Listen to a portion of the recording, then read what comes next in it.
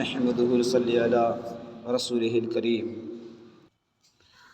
قال الله تبارك وتعالى في مصحف الكريم: إن الله وملائكته يصلون على النبي يا أيها الذين آمنوا صلوا عليه وسلموا تسليما. درود پاک پڑھ لیجیے. اللهم صل على سیدنا شفیعنا نبینا مولانا محمد بارک وسلم صلاۃ و سلام علیک یا رسول اللہ صلی اللہ تعالی علیہ وسلم. ایک مرتبہ اور جی لگا کر کے نبی اور آل نبی کی بارگاہ میں درود پاک پڑھ لیجیے. اللہم صل علی مولانا محمد بارک وسلم صلاۃ و سلام علیک یا رسول اللہ صلی اللہ تعالی علیہ وسلم. آج کی اس گفتگو میں، آج کی اس بزم میں ہم روزے کے اقسام، اس کے درجات پر گفتگو کریں گے.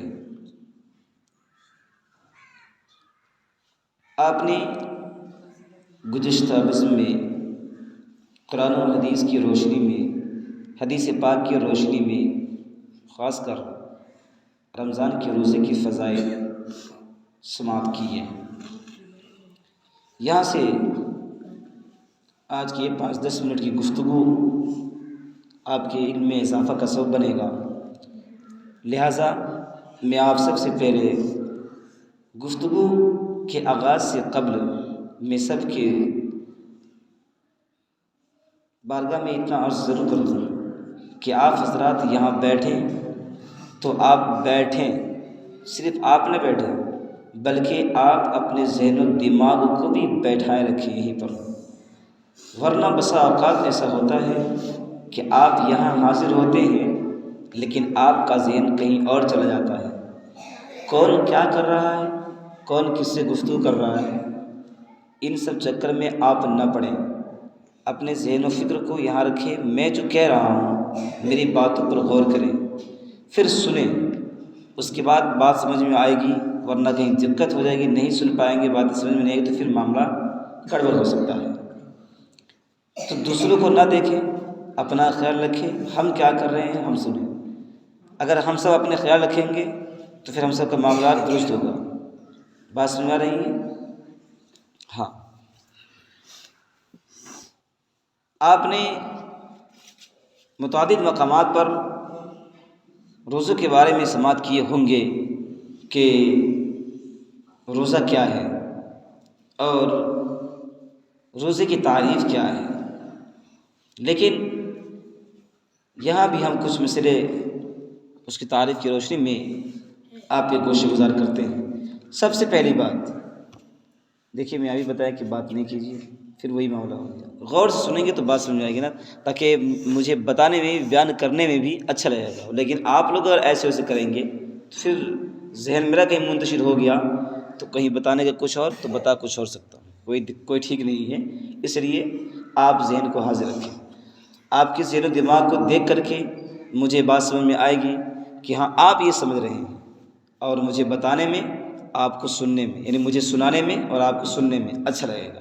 ٹھیک ہے. روزہ، پہلے روزے کی تعریف ہم سمجھ لیتے ہیں کہ روزہ کہتے کسے ہیں. روزہ عرف شرع میں مسلمان کا بنیت عبادت صبح صادق سے لے کر غروب آفتاب تک، صبح صادق سے یعنی سحر کا جو وقت ہوتا ہے، جو فجر کی اذان ہوتی ہے، تو اس وقت سے لے کر کے، لیکن جو سحر کا وقت اذان سے پہلے ہی شروع ہو جاتا ہے، اذان تو بعد میں دی جاتی ہے. اور ہمارے یہاں بھی یہی معاملہ ہے، اذان 10 منٹ کے بعد، جب ٹائم ختم ہونے کے بعد دی جاتی ہے. تو صبح صادق سے، صبح سے لے کر کے فجر اول سے لے کر کے غروب آفتاب تک کھانے پینے اور جمع سے رک جانے کا نام کیا ہے؟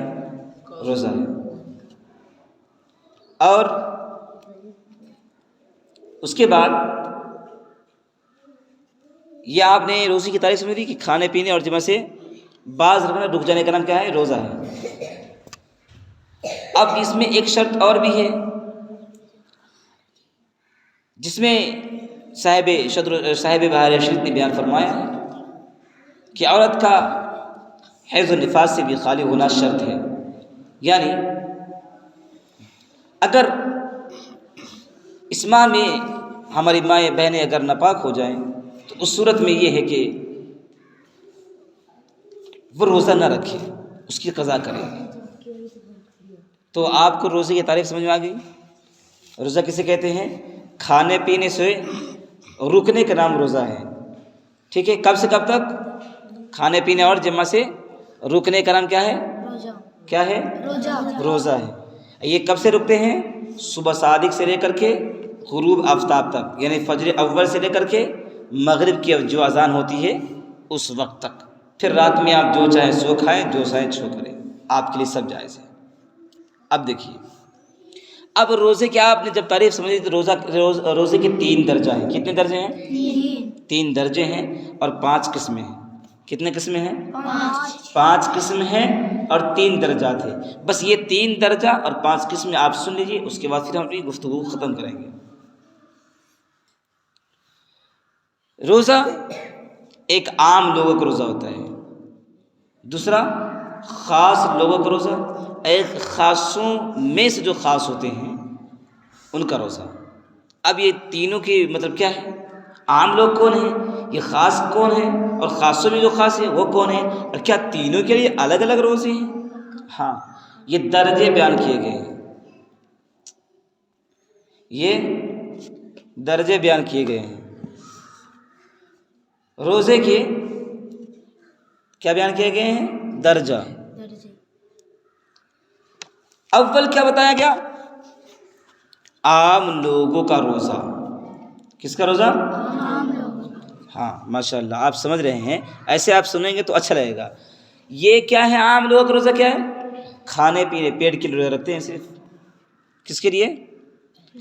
یہ پیٹ اور شرمگاہ کو کھانے پینے سے روکنا، جمع سے روکنا وغیرہ، یہ کیا ہے؟ بس اتنی ہی شرط ہے ان کے لیے عام لوگوں کا روزہ۔ یعنی وہ سمجھتے ہیں کہ بس پیٹ سے رک گئے اور جمع سے رک گئے، ہمارے لیے یہ کافی ہے۔ تو یہ عام لوگوں کا روزہ ہے۔ خاص کا روزہ کیا ہے؟ خاص کا روزہ یہ ہے کہ ان کے علاوہ، یعنی پیٹ سے، یعنی کھانے پینے اور کیا کہتے ہیں جمع وغیرہ، اس کے علاوہ کیا ہے؟ آنکھ کا روزہ، کان کا روزہ، زبان کا روزہ، پاؤں کا روزہ، ہاتھ کا روزہ، یہ سب کا وہ روزہ رکھتے ہیں۔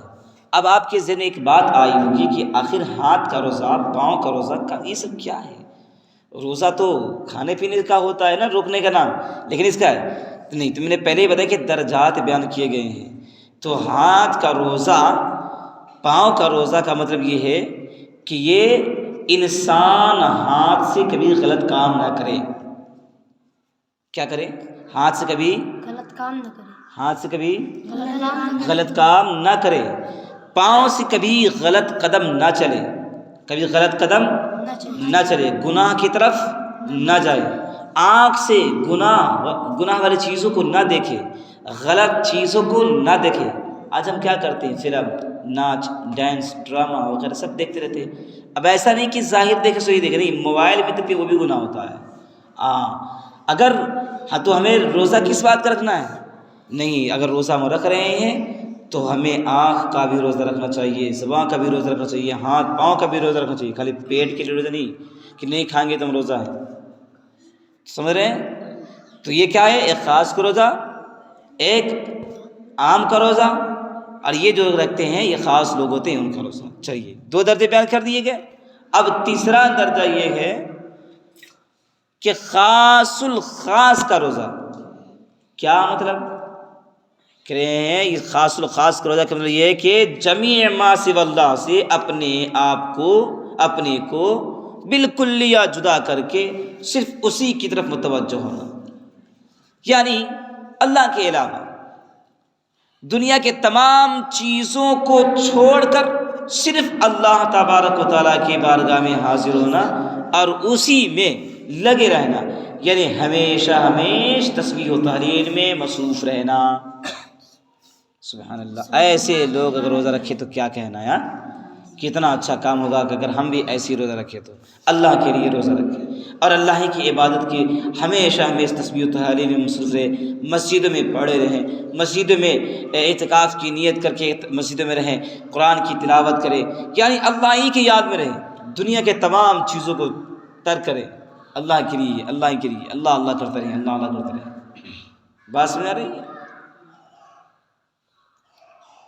اب جب آپ نے یہ سمجھ لیا کہ روزے کے 3 درجے ہیں، ایک عام کا، کس کا یاد کر لیجئے، ایک عام کا، ایک خاص کا، ایک خاص الخاص کا، تو ہم لوگوں کو چاہیے کہ خاص الخاص والا روزہ رکھیں۔ اور خاص الخاص والا نہ ہو سکے تو کم سے کم خاص کا روزہ ضرور رکھ لیں، یعنی ہر چیز بدن کے تمام بدن کے تمام اعضاء کو گناہوں سے باز رکھنا، اس کا نام ہے خاص کا روزہ، ٹھیک ہے؟ تمام اعضاء کو، ہر جز کو گناہوں سے روکیں تو آپ سمجھ لیجیے کہ آپ خاص ہیں، ٹھیک ہے؟ اللہ تعالی ہم کو اور آپ کو سب کو ایسے خاص الخاص کا روزے کی توفیق بخش دے، آمین۔ اب دیکھیے، جب آپ نے یہ روزے کی تعریف اور روزے کے 3 درجات کو سمجھ لیا تو اب روزے کے اقسام کو سمجھ لیجیے۔ روزے کی 5 قسمیں ہیں۔ کتنے قسمیں ہیں؟ 5 قسمیں ہیں۔ کیا کیا؟ فرض، واجب، مکروہ، نہیں، فرض، واجب، نفل، مکروہ تنزیہی، مکروہ تحریمی۔ کیا کیا ہے؟ فرض، واجب، نفل، مکروہ تنزیہی، مکروہ تحریمی، یہ 5 قسمیں ہیں روزے کی۔ آپ کو سمجھ میں آ گئی؟ اب دیکھیے، اب ان میں سے ہم ہر ایک کی تعریف کو سمجھتے ہیں۔ فرض و واجب کی 2 قسمیں ہیں۔ کیا کیا؟ ایک معین اور غیر معین، یعنی فرض معین، فرض غیر معین۔ جیسے ادائے رمضان، فرض غیر معین جیسے قضاء رمضان، روزے کفارہ، اور واجب معین جیسے نذر معین، اور واجب غیر معین جیسے نذر مطلق، ٹھیک ہے؟ بات سمجھ میں آ رہی ہے؟ یعنی فرض کی 2 صورتیں نکلی، ایک قسم کی ہے نا 2 صورتیں، فرض معین، فرض غیر معین۔ تو فرض معین کا مطلب رمضان کا روزہ، یعنی جیسے رمضان آئے گا روزہ ہم پر فرض ہو جائے گا۔ اب یہ معین ہے، متعین فرما دیا رب قدیر نے، ٹھیک ہے؟ یہ کیا ہے؟ متعین فرما دیا اللہ کریم نے۔ تو جیسے ہی رمضان آتا ہے کیا ہوتا ہے؟ ہم پر روزہ فرض ہو جاتا ہے رکھنا۔ اب غیر معین کیا ہے؟ قضاء رمضان، یعنی اگر ایک بھی روزہ کسی بھی غرض سے، کسی عذر شرعی کی بنا پر اگر چھوٹ جائے تو پھر اس کا قضا کرنا ہم پر کیا ہو جاتا ہے؟ فرض ہوتا ہے، فرض ہے قضا کرنا۔ اب یہ تو قضا ہو گیا۔ اب واجب ہے، واجب معین اور واجب غیر معین، اس کی بھی 2 صورتیں نکلی۔ تو واجب معین کا مطلب نذر معین، جیسے نذر آپ نے کر لی، منت مان لی، متعین کر دیا کہ فلاں کام ہوگا تو روزہ رکھوں گا فلاں تاریخ میں، کسی دن کو، کسی تاریخ کو آپ نے متعین کر دیا، کسی کو کسی پر متعین کر دیا آپ نے۔ تو جب تعین کریں گے نا تو تعین کی صورت میں آپ کو جیسے وہ وقت آئے گا آپ پر وہ روزہ رکھنا واجب ہو جائے گا۔ اسی طریقے سے نذر مطلق، آپ نے مطلق کہا کہ میرا فلاں کام ہوگا تو میں روزہ رکھوں گا، تو آپ جب آپ کا کام ہوا تو چاہے جب رکھیں، لیکن اتنا جان لیجیے رکھنا واجب ہے۔ لیکن کب رکھنا واجب ہے یہ نہیں، جب چاہے تب، زندگی میں کبھی بھی رکھ سکتے ہیں، لیکن چاہیے یہ کہ ہم اگر منت ہمارے کچھ کام کریں تو ہمیں فوراً چاہیے کہ جیسے منت پوری ہو تو روزہ رکھ لینا چاہیے۔ کیا کرنا چاہیے؟ روزہ رکھ لینا چاہیے۔ تو اب یہ سمجھ گئے؟ اب دیکھیے فرض اور واجب آپ سمجھ لیے۔ اب تیسری صورت کیا ہے؟ نفل۔ نفل 2 ہیں، ایک نفل مسنون، ایک نفل مستحب۔ جیسے عاشورہ یعنی 10 محرم کا روزہ، اس کے ساتھ 9ویں کا بھی، اور ہر مہینے میں 13ویں، 14ویں، 15ویں کا یہ جو روزہ رکھتے ہیں یہ کیا نفل ہے۔ یعنی حضور پاک صلی اللہ تعالیٰ علیہ وسلم ہر ماہ کو 3 دن، ہر ماہ میں 3 دن 13، 14، 15 کو روزہ رکھا کرتے تھے، تو یہ کیا ہے؟ نفل ہے۔ اس کے علاوہ شعبان کا روزہ جو رکھتے ہیں شب برات میں وہ بھی کیا ہے؟ نفل ہے۔ رجب میں روزہ رکھتے ہیں وہ بھی نفل ہے۔ عاشورہ کا جو روزہ ہے وہ بھی نفل ہے۔ تو اس کی فضیلتیں بہت زیادہ ہے، لیکن رمضان کے علاوہ جتنے روزے ہم رکھتے ہیں سب کیا ہے؟ کیا ہے؟ نفل ہے۔ ہاں، تھوڑا کبھی کبھی میٹھے انداز میں بیان کر دیا کرے، آپ لوگ بول دیا کرے تاکہ مجھے سمجھ میں آئے کہ ہاں آپ لوگ سو نہیں رہے ہیں، جاگ رہے ہیں۔ جی، تو یہ سب کیا ہے؟ رمضان کے علاوہ جتنے روزے سب کیا ہے؟ نفل ہے۔ کچھ لوگ ہفتے میں روزہ رکھتے ہیں، جمعرات کو، پیر کو روزہ رکھتے ہیں، یہ بھی کیا ہے؟ نفل ہے۔ کیا ہے؟ نفل ہے۔ اتنا جان لیجیے ایک بات میں کہ رمضان کے علاوہ جتنے روزے ہیں سب کے سب کیا ہے؟ نفل ہے۔ چلیے اب یہ سمجھ میں، تب اب آگے بڑھتے ہیں۔ اس میں ایک چیز اور میں بتا دوں، یہ کہ ایک دن افطار کرنا اور ایک دن روزہ رکھنا، جس میں بھی بڑی فضیلتیں ہیں۔ حضرت داؤد علیہ السلام صاحب بہار شریعت نے بیان فرمایا ہے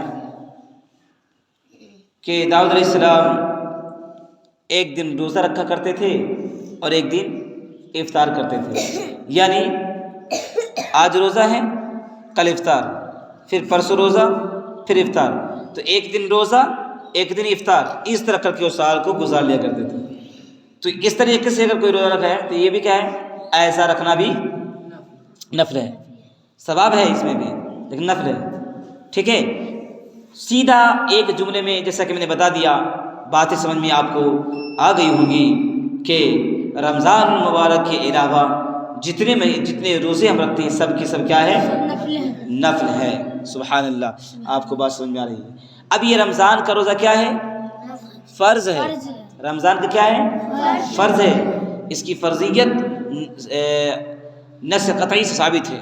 اللہ کریم قرآن مجید میں ارشاد فرماتا ہے، یا ایھا الذین آمنوا کتب علیکم الصیام کما کتب علی الذین من قبلکم لعلکم تتقون۔ اے ایمان والو، تم پر روزہ فرض کیا گیا جیسا کہ تم سے پہلے والوں پر فرض کیا گیا تھا، لعلکم تتقون، تاکہ تم متقی و پرہیزگار بن جاؤ، ہو جاؤ۔ تو روزہ جو ہمیں عطا کیا گیا نا، یہ پرہیزگاری بننے کے لیے عطا کیا گیا ہے، سمجھ، تقوی شعار کے لیے۔ خیر، تو یہ اس کی فرضیت نص سے ثابت ہے۔ تو روزہ رمضان کا کیا ہے؟ فرض ہے۔ رمضان کا روزہ فرض ہے، باقی روزہ نفل ہے۔ چلیے ماشاءاللہ، اب دیکھیے مکروہ تنزیہی، جیسے صرف ہفتہ کے دن روزہ رکھنا۔ ہفتہ مطلب سنیچر، ہفتہ مطلب ہاں، صرف سنیچر کے روزہ رکھنا کیا ہے؟ مکروہ ہے، نہیں رکھنا چاہیے۔ نیز مہرگان کے دن روزہ رکھنا، صوم دہر یعنی ہمیشہ روزہ رکھنا۔ کچھ لوگ ہوتے ہیں ہمیشہ روزہ رکھتے ہیں، ہر دن روزہ رکھتے ہیں، ایسا رکھنا کیا ہے؟ مکروہ تنزیہ ہے، نہیں رکھنا چاہیے۔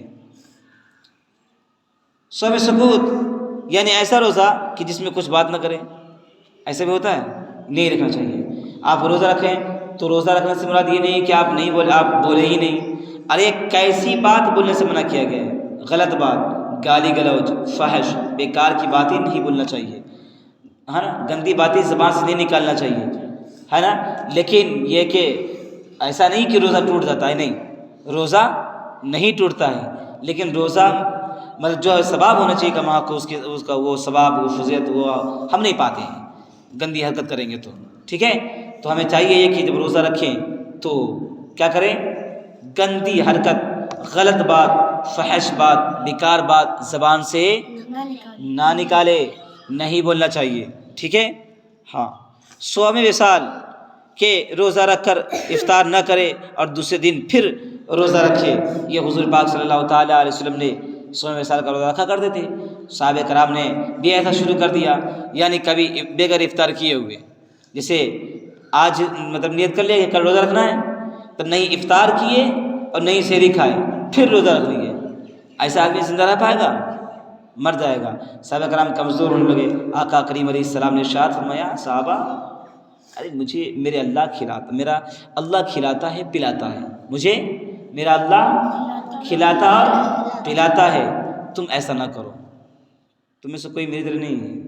ٹھیک ہے، یہاں پر بھی ایک بات سمجھ آتی ہے، آج یہ جو لوگ کہتے ہیں 24 نمبر، ہاں 24 نمبر، سمجھ رہے نا، ہاں تو یہ لوگ کیا کہتے ہیں نبی میری طرح ہے معاذ اللہ رب العالمین، استغفر اللہ 100 بار معاذ اللہ پڑھ لیجئے، 100 بار معاذ اللہ، معاذ اللہ، اللہ تعالیٰ بچا کے رکھے فضولیات سے۔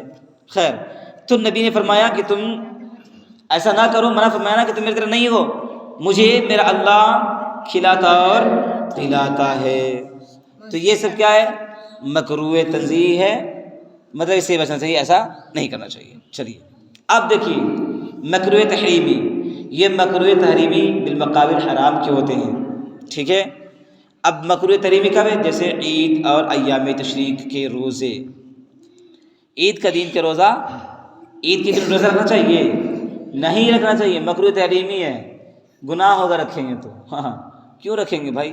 اللہ نے عید کا دن، عید خوشی کا دن بنایا ہے ہمارے لیے، تو ہم دوستوں کے ساتھ، اپنے احباب کے ساتھ، اپنے ماں باپ کے ساتھ، بھائی بہن کے ساتھ خوشی کا اظہار کریں گے، خوشیاں منائیں گے، نہ کہ ہم روزہ رکھیں گے، کھائیں گے، کھلائیں گے، پئیں گے، پلائیں گے، مشروبات، شربت، سیوئی وغیرہ وغیرہ، گوشت، پلاؤ، بریانی، چاہیں جو کھائیں گے کھلائیں گے، ہاں وغیرہ۔ تو یہ سب کیا ہے؟